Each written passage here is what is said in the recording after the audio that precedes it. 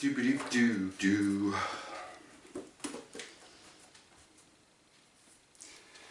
Just get on the bus, 'cause you don't need to discuss much.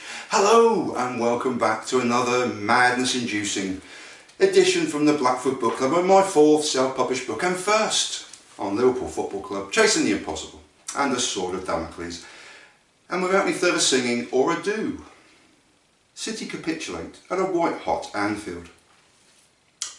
Liverpool 1, Manchester City 0. I have long described today's two teams as the best two club football teams in the world, and whilst Real Madrid have firmly usurped the mighty Reds of Liverpool in that particularly worthless and opinionated bracket, they had to show their very current best today, and they did so through an immense spine of goalkeeping custodian Alisson Becker, a returning Andy Robertson, and an almost faultless display from my man of the match, Joe Gomez. Whilst Thiago Alcântara was quiet and arguably overshadowed by incredible midfield displays from İlkay Gündoğan and particularly the mercurial brilliance of Bernardo Silva, Fabinho was his marshalling self again, and 19-year-old Harvey Elliott played out of his boots again, linking the lines from midfield into attack and crucial first line of defence in Diogo Jota, as well as match winner Mo Salah, who was described at half-time by ex-Liverpool Red Jamie Carragher as being electric today. He had to be, and backed by a defensive unit who simply had to keep a footballing clean sheet, as well as keeping a marauding Manchester City out, they did, and on sheer, rugged, dogged determination and endeavour alone, deservedly took all 3 points and inflicted City's first defeat of a long, hard season ahead. Whereas the first half was patterned in a thrust, counter-thrust narrative and swamped in elongated stretches of attack versus defence, the second half settled into the expected pattern of Manchester City dominating possession of the ball, with Liverpool looking to spring the transitions from midfield into attack, and then arguably playing long and fighting for possession of the second or loose balls. There was a fluidity of both movement and formations in the first half, and especially when seen through the lens of Liverpool Red. Skipper James Milner was arguably as much an old-style right-wing half as opposed to the emergency right-back that he really was, and the veteran put in an excellent display. Jota floated across the central attacking line, as did the rightly described electric Mo Salah, and the minimal goal-scoring chances in an absorbing first half fell to the team dominating that particular passage of play. Gündoğan drew the game's first save from Reds goalkeeper Alisson Becker on 15 minutes, and after a 10-minute passage of utter bore attention and domination from the visitors, Liverpool dominated the first 5 minutes, roared on by a crowd perfectly, if ironically summed up post-match by City manager Pep Guardiola as "This is Anfield." And whilst the Reds' best passages of play, mid-half and towards the end of the first 45 minutes, didn't particularly result in overly obvious goal-scoring opportunities, City's did. And thankfully, the big danger man and goal-scoring machine Erling Haaland fluffed his lines on both occasions. The first, an attempted lob as Becker rushed to close the angle, was a half chance at best, but when on 40 minutes and following an intense period of City pressure, the gangly and skillful Norwegian was gifted a free header 6 yards out, he simply should have scored rather than providing the Reds' Brazilian goalkeeper with a relatively easy save. The second half turned into a slugfest mired in controversy, running footballing battles all across the pitch, Jurgen Klopp sending off, and the discombobulation at Anfield yet again of his opposite number.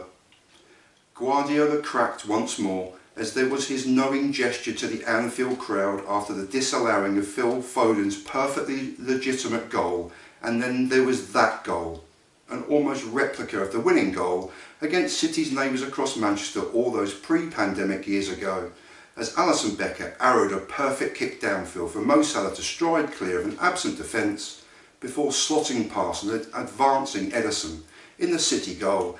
It was so Mo Salah.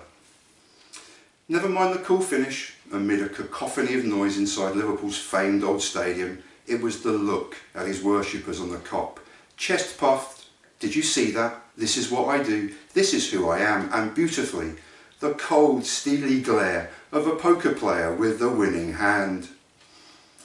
The second half also saw the introduction of Jordan Henderson as substitute and a more solid and rigid formation to smother and blanket the constant possession a dominating City enjoyed. The half was dominated in large parts by the City duo of Gündoğan and Silva, absent the influence of Kevin De Bruyne or Thiago Alcântara, and thankfully absent too of the showdown between Haaland and Darwin Núñez. The Norwegian wrangled just one goal scoring chance that forced a great sprawling one-handed save from Becker in the Reds' goal, and substitute Núñez showed that the naivety that only time and the verbal chastisements of his manager will eradicate. But what wasn't absent from the second half today was the televisual showdown between the two managers, as they perfectly fit the television narrative of the modern game. Guardiola has a habit of losing his cool on his returns to Anfield, and the "this is Anfield" barb was as biting as it was full of grudging admiration, make no mistake about that. And his furious tantrums on the touchline were perfectly in keeping with this extraordinary man from Spain, and of whom I have immense admiration. His Barcelona teams, and of course this present City one, are works of footballing art. Across the touchline, his German counterpart was best summed up with his usual circular fist-swinging motions high in the air, urging his team on, but also the crowd, and today was a roaring "Keep going! Keep going!" I have no idea when a Liverpool manager was last sent off, and if I had to guess, it would be Graham Souness during his years as boss in the early 1990s.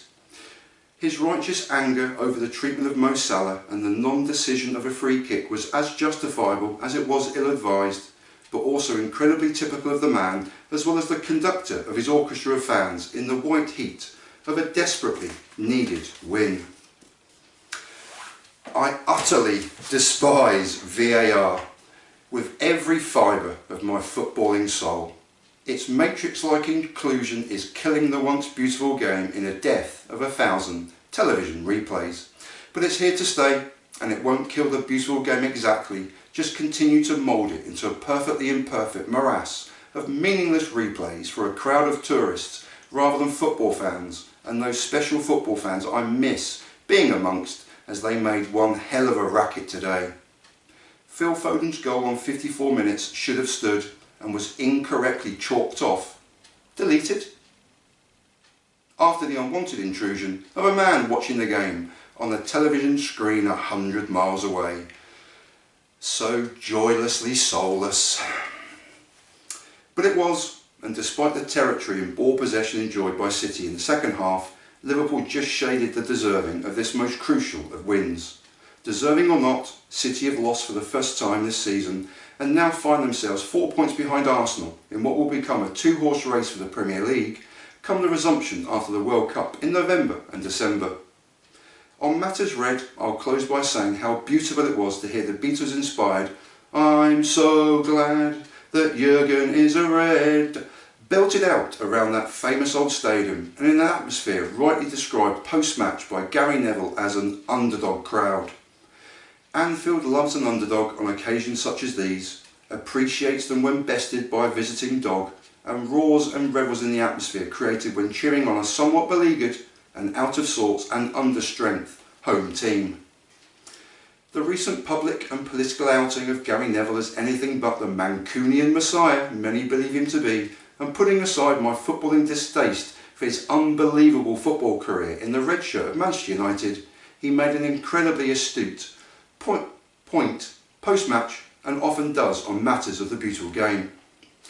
This was an underdog crowd, and this was Anfield in its current finest, dragging their heroes in red over the line and against arguably the finest club football team in the entire world. It sounded like a white-hot Anfield of old. Guardiola discombobulated, City capitulated, and the Egyptian king received the acclaim of his acolytes in their joint religious ceremony of sporting success in a cauldron of noise they're lucky to call home. And that is another episode from Chasing the Impossible and a Sword of Damocles. I'm very proud of this book, even though I can't quite read my own blooming writing.